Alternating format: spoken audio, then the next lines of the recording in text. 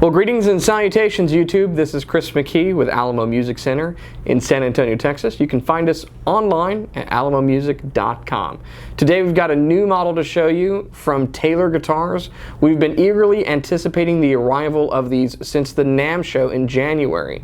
This is the Academy 10E, one of the models in Taylor's new Academy series. Now, if you haven't heard anything about the Academy series, you've been under a rock, particularly if you watch guitar videos on YouTube, because I know who you are. But if you have, then you kind of know what I'm talking about. For those of you who haven't, let me bring you up to speed. Taylor has come out with a line of guitars called the Academy series, which slots under their 100 series in their lineup. They are made in their factory in Mexico, and they feature construction very similar to a GS Mini or a 100 series, and that is a solid top with laminate back and sides. But these guitars have some very unique features to them that's unique to the Academy 10, which is the dreadnought body I'm holding, and the Academy 12 and the Academy 12 nylon string, which we're excited to get in soon. So let's talk about some of the features, about what's the same, what's different, and we're going to play this so you can hear what it sounds like. Basically, it's a dreadnought shape, but it's not a full-size dreadnought in body size. Basically, this guitar shares the silhouette with the Big Baby. So if you've ever had a Big Baby in your hand, it's a 15/16 size guitar. It's a slightly smaller than full-size dreadnought. This, however, is deeper than a Big Baby, a lot deeper. It's 4 5/8 inch depth. It features a solid spruce top with laminate sapele back and sides. The bracing inside is specific to the series. It's called Academy bracing. It features the ES2 with preamp system that was first seen on the Baby Taylors last year. So you have the same ES2 pickup system here in the bridge that we've covered before in depth. And here on the side you have a preamp that includes your volume, your tone, and a built-in tuner as well for those of you who have been wanting that. On the top you've got a solid ebony bridge, ebony fingerboard. It's a micarta saddle and a new bone synthetic bone nut up here. Lexan headstock overlay and chrome tuners on top of a sapele neck. Now, it is a 24 7/8 inch scale, so it's a full-size scale, but it's a little shorter scale than Taylor's standard dreadnought body that you would find in the 100 series and up, with a few outliers like the 510E. So it basically has the same scale length as a smaller body Grand Concert in their lineup, 24 7/8. It's a very, very comfortable scale length. The appointments are nice. There's no binding on the body. It has a Baltic birch inlaid rosette around the sound hole that gives you kind of a herringbone design. And yes, I've been bearing the lead since the beginning of the video. It features an armrest, which is uber cool. The armrest has been showing up on more and more Taylor models. We first saw this on the presentation series and available in the custom shop on guitars that are bound. This last year, Taylor at the NAMM show introduced the 814 Deluxe models and other 800 Deluxe models, which feature a slight variation, a radiused rather than a beveled armrest. So it's pretty cool that Taylor at this price point is offering an armrest. And what is that price point, by the way? Try $599. This guitar and the others in its lineup are geared toward people who are starting out on acoustic guitar and want a good quality instrument that's easy to play and comfortable to play.